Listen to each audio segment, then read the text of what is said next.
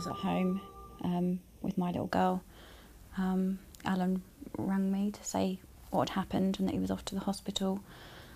And then later that night, Ellie and Alan's dad came back to stay with us.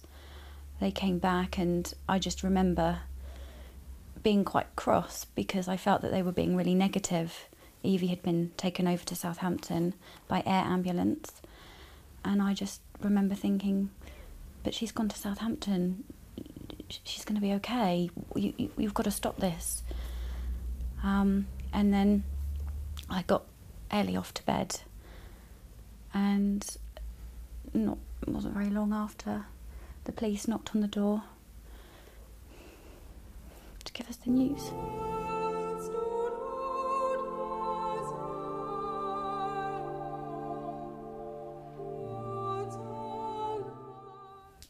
Well, she should have had her mum and dad at a time like this. She came. There was no question. We wanted her to come with us, didn't we? And Neil was very happy for her to be with us. She slept in my bed with me, just in pieces, you know, just the shock. You know, we obviously did what we could. We talked to her. She just needed her mum and dad, really.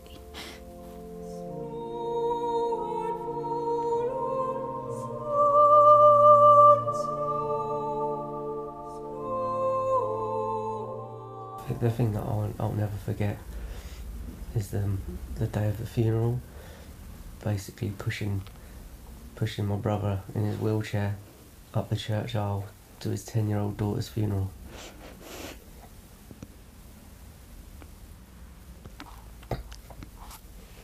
Just heartbroken. Just feel heartbroken. My little girl was very close to Evie, and it's her innocence and her questions that still, a year on, she wants to climb a beanstalk to go and visit Evie.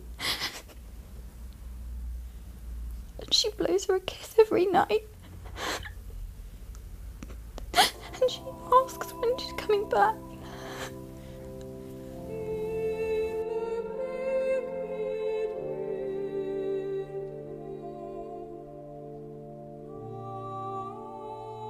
It's just not worth it.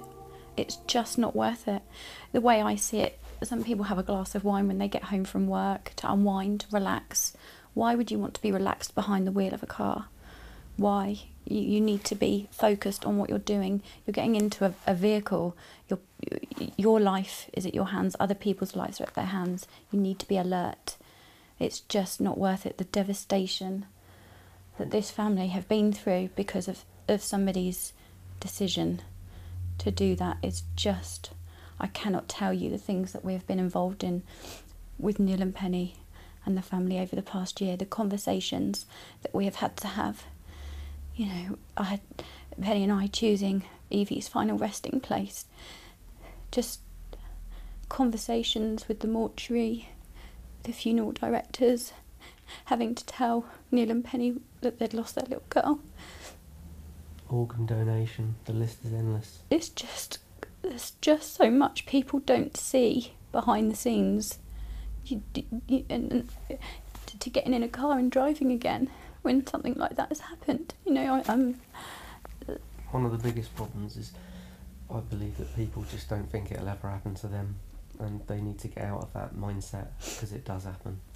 2 days before this happened, Alan and I were talking in the kitchen, and there had been another accident on the island. And I said, that poor family, what they're going through, it must be terrible. And you hugged me and said, we're so lucky. And then 2 days later, we lost Evie. Luck runs out for some people.